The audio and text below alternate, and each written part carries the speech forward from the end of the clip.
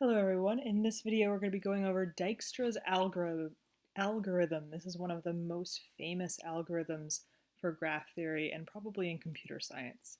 So this algorithm is going over the shortest path. So how do I find the shortest path on this graph from node A to node F or indeed from node A to any other node on this graph? And what does the shortest path mean?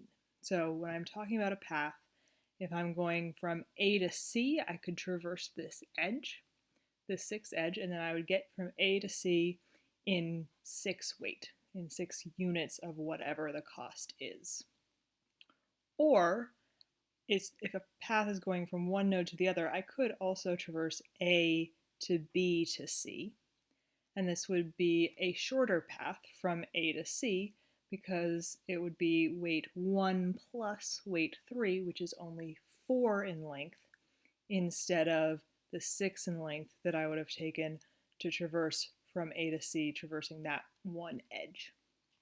So I want to find the shortest path from A to F or from A to every other node, and I can use Dijkstra's algorithm to do that. Technically, it's Dijkstra's shortest path algorithm, but it's Dijkstra's most famous algorithm, so it's often just called Dijkstra's algorithm. All right, so step 1, we find the starting position and we give it distance 0, and this is distance 0 from itself. All right, so I'm starting at A. A is 0 distance from itself. And then I'm going to just make every other node in infinite distance from A. I don't know if I can get there. I don't know anything about it. So it's infinitely distant from A until I replace those values with other values. All right, so that's the setup for this algorithm. And then I'm going to loop through and go through every node in this graph. And the first step there is I'm going to update the neighbors of A. And I'm going to update them only if they have a lower, so if I go from A to B, I'm going to update the distance to B with the weight of A's distance plus the edge between them. I'm only going to do that if that combination, in this case 0 plus 1, is less than B's current distance, in this case infinity, so it definitely is less than infinity, 0 plus 1. I'm going to do the same thing with A and C. 0 plus 6 is again definitely less than infinity, so I'm definitely going to do that there. All right, so I update those two nodes with their current distances of 1 and 6. And then I mark A as having been visited. I started here, I'm done, I don't need to come back to this node.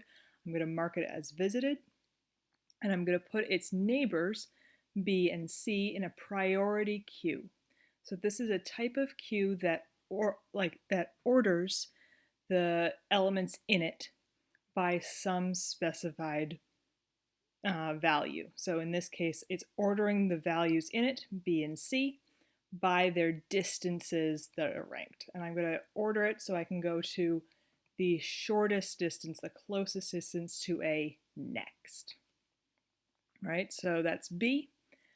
So I'm going to dequeue B and make it my current node, and then repeat the loop. So repeating the loop, I'm going to update its neighbors.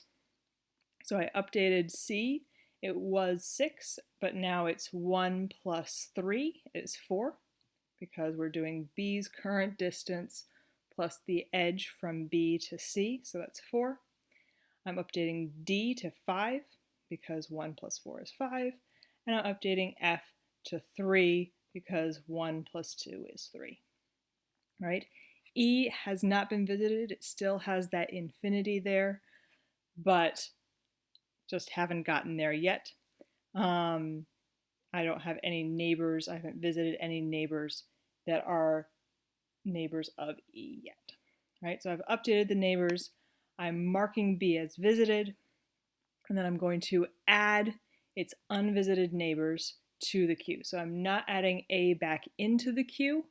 I'm adding C, D, and F to the queue. And now C is already in the queue, and it also has been updated in that queue. So C was 6 in the queue, but since it's a reference to C, it's already changed to 4. And I'm just going to add D and F in there.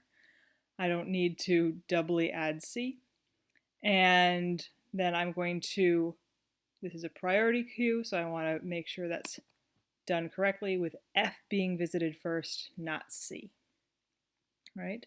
So now I've done all this. I've updated the neighbor distances of my current node. I've marked my current node as visited, and I've added its unvisited neighbors to the queue, so I can dequeue and change the current node to F. Update its neighbors. C doesn't need to be updated, but E did. And I marked it as visited, and I added its neighbor E to the priority queue. Right? Then I can dequeue and change the current node to C. Mark it or update its neighbors. Mark it as visited. Add the unvisited nodes to the queue. Dequeue and change the current node. Update its neighbors. So E went from having 8 in the last slide, weight 8, because 3 plus 5 is 8, or 4 plus 4 is 8, to having 7 here because we could get there from D more quickly. So I updated its neighbors, D's neighbors. I marked it as visited. I added unvisited neighbors to the queue, and that's only E. And then I'm done, and now I'm at E. It doesn't have any unvisited neighbors for me to update. I mark it as visited. I add no neighbors to the queue. There's nothing in the queue for me to do, so there's nothing to dequeue, and I'm done. All right, so this is Dijkstra's algorithm. I've created a worksheet for you to do after watching this video, so go test this out on other graphs, and we'll go over the answers to those graphs in the next video. All right, see you then.